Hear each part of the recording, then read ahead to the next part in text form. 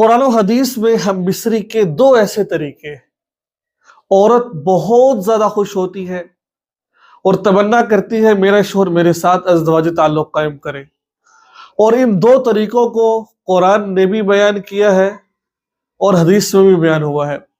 अल्लाह ने खुद बयान किया और रसूलुल्लाह सल्लल्लाहु अलैहि वसल्लम ने भी हदीस पाक में बयान किया है।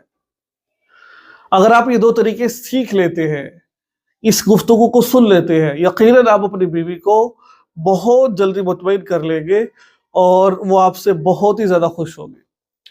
अल्लाह ताला कुरान पाक में इरशाद फरमाते हैं,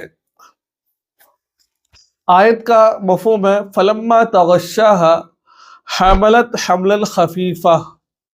कुरान में अल्लाह क्या फरमाते हैं? फलम्मा तगश्शाहा हमलत हमलन खफीफा। तर्जमा क्या है, इसका खुलासा क्या है?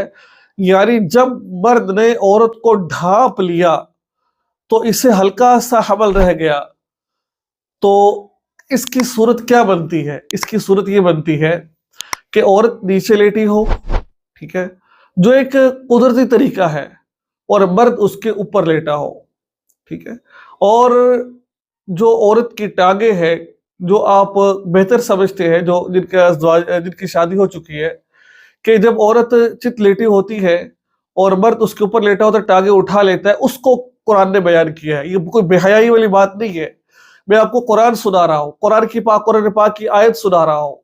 फलम्मा तगश्शाहा हमलत हमलन खफीफा, ये कुरान ने कहा है ये वाला।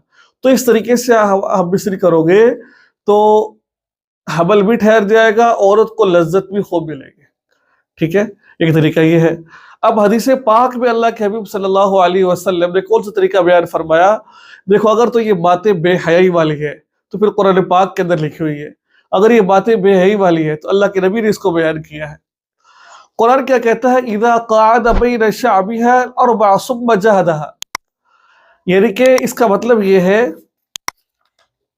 कि जब मर्द फर्ज के चारों जानिब के दरमियान बैठ जाए, फिर मुशक्कत में डाले औरत को, यानी कि औरत की जो सुरीन होती है, जो राने होती है, उसके दरमियान मर्द बैठ जाए, उसको थोड़ा खुला कर ले और उस वक्त औरत को मुशक्कत में डाले, यानी कि अपनी शर्मगाह को औरत की शर्मगाह में दुखूल करे। इसको कहते हैं बैन शअबिहा, यानी कि हरकत करे।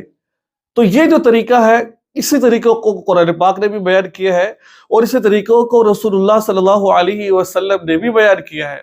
ये दोनों तरीके आपको अल्लाह के नबी और रसूल अल्लाह ताला ने कुरान में बयान किए।